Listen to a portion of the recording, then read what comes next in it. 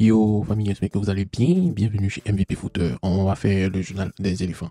Je tiens à vous rappeler qu'aujourd'hui, c'est mon anniversaire, donc j'attends les cadeaux des bouts. Voilà, donc on commence. On commence avec Emmanuel Agbadou qui continue de s'imposer en défense des Stades de Reims. Et c'est vrai que son équipe a perdu contre Toulouse, mais il montre de plus en plus son autorité, sa rigueur, son jeu défensif. Voilà. En tout cas, son solide parcours, sa constance avec l'équipe des Reims montre sa progression et c'est vraiment un atout majeur. Comme on lui dit, Emmanuel Agbadou, c'est le chouchou de FAI-MS. C'est comme ça les Ivoiriens l'appellent, le chouchou de FAI-MS. Donc, on espère que il va bien régler les automatismes pour ne pas que Reims puisse perdre encore parce qu'ils ont trop perdu. Mais bon, le capitaine est là pour mettre de l'ordre avec ses hommes. On vous apprend que le vendredi 8 novembre, le sélectionneur FAI-MS va dévoiler sa liste des joueurs retenus pour affronter la Zambie et le Tchad. En tout cas, ces matchs vont marquer la fin des éliminatoires pour la CAN 2025 et plusieurs surprises sont attendues dans la sélection. Donc, il y a une grande anticipation chez les supporters. Voilà. Donc, moi aussi, j'ai anticipé, j'ai fait une vidéo. Regardez la vidéo précédente où j'ai fait ma balise probable de FAI-MS et qui pourra intégrer comme le nouveau talent, qui va rappeler comme joueur expérimenté, quel choix il va faire pour renforcer la compétitivité de l'équipe en vue des qualifications. En tout cas, on espère se qualifier. Si on ne s'est pas qualifié, là, c'est pas bon pour nous. Donc, on reste attentif aux décisions du sélectionneur.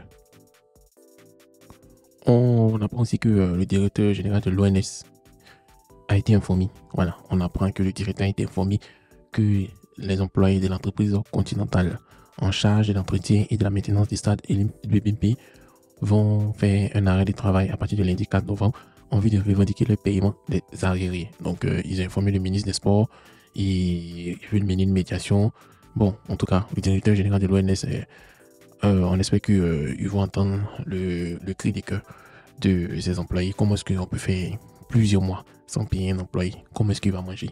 Comment est-ce qu'il va mettre son enfant à l'école? Comment est-ce qu'il va prendre en charge de sa famille? Donc, ceux qui sont en charge de ça ont un peu un petit soupçon d'humanité pour pouvoir gérer ses employés parce que c'est des familles qui sont derrière eux. Merci. Nous adressons nos salutations à toutes les personnes qui nous écoutent présentement. Avant tout propos, nous voulons signaler que cette vidéo que nous faisons n'est pas faite à des fins politiques, mais pour montrer que rien ne va. Je suis le porte-parole des employés de la Société Continentale Service Compagnie. Cette société fait l'entretien du stade olympique Alassane Ouattara depuis le 5 mai 2021 jusqu'à ce jour. Sachez que c'est nous les agents d'entretien de cette entreprise qui avions fait l'entretien de ce stade avant la CAN, pendant et après la CAN jusqu'à aujourd'hui. Jeunes Ivoiriens que nous sommes, il était de notre devoir de contribuer de la plus belle des manières à la réussite de cette compétition africaine avec pour objectif zéro déchet au stade et BIMP. Une manière pour nous de maintenir la salubrité dans ce joyau architectural portant le nom du président de la République, son Excellence M. Alassane Ouattara, qui fait la fierté de notre pays, la Côte d'Ivoire. Mais c'est avec un cœur affligé et épuisé que nous portions à votre connaissance la situation onéreuse que nous traversions. Cela fait maintenant 8 mois que nous n'avions pas été payés. 8 mois sans salaire. Lorsque nous avons réclamé nos salaires impayés auprès de l'entreprise continentale qui nous emploie, elle nous a répondu que depuis le renouvellement de son contrat le 15 décembre 2023 pour une durée de 1 an par l'Office national des sports, aucune de ces factures n'a été payée jusqu'à ce jour. Et que c'est cette situation qui est à la base du défaut de paiement des salaires. Et nous, les victimes directes de cette situation, avons gardé un souvenir amer après la CAN. Ce périple nous a mis dans une posture tellement difficile que se nourrir est devenu un miracle pour nous. À côté de cela, plusieurs d'entre nous se sont vus expulsés de leur maison par défaut de paiement du loyer. Et d'autres, jusqu'à présent, n'ont pas encore inscrit leurs enfants dans cette période d'entrée scolaire. Face à cette situation catastrophique, après maintes négociations et patience n'ayant abouti à une solution idoine, nous faisons appel au Père de la Nation, le Papa de tous, son Excellence M. Alassane Ouattara, président de la République, en sollicitant sa haute bienveillance pour son intervention afin d'obtenir une solution rapide et satisfaisante. Aussi, nous demandons à toute personne pouvant faire porter un peu plus notre voix de nous aider dans cette quête.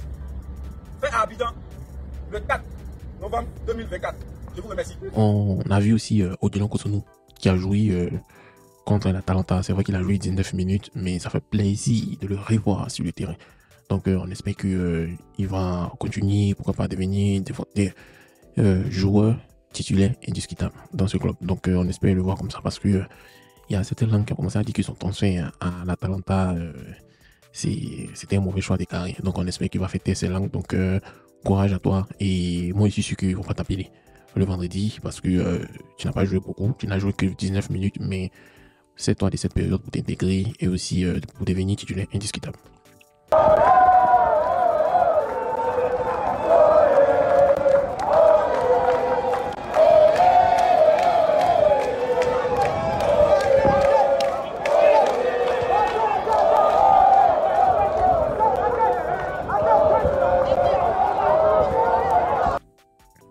On a Rufy Sengo qui va jouer contre Bologne en Ligue des Champions. Et il dit que je pense que j'ai beaucoup progressé avec le coach car il nous fait travailler beaucoup. J'essaie de vite m'adapter aux attaquants que j'ai en face de moi. L'environnement ici à Monaco aide aussi à devenir meilleur.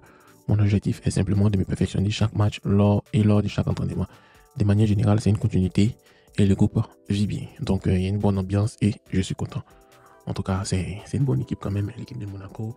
C'est vrai qu'il y a le PSG qui est là. S'il n'y avait pas le PSG, ils allaient au moins lutter. Ils allaient au moins 2 ou 3 fois champion de France. Mais bon, on espère qu'il va s'améliorer. Et ce qu'il a dit, c'est ça, c'est une continuité.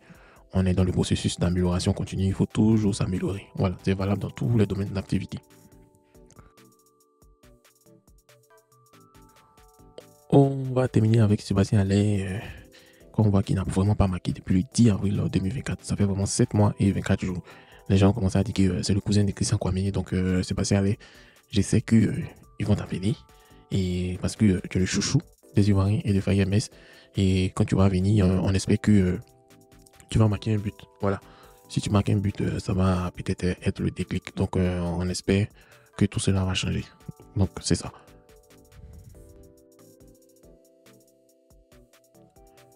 Donc, cher ami, c'est tout pour aujourd'hui. Je pense que je vais faire encore un journal des éléphants aux alentours des 14h, 15h, 16h. En tout cas, c'est mon anniversaire, donc laissez-moi fêter.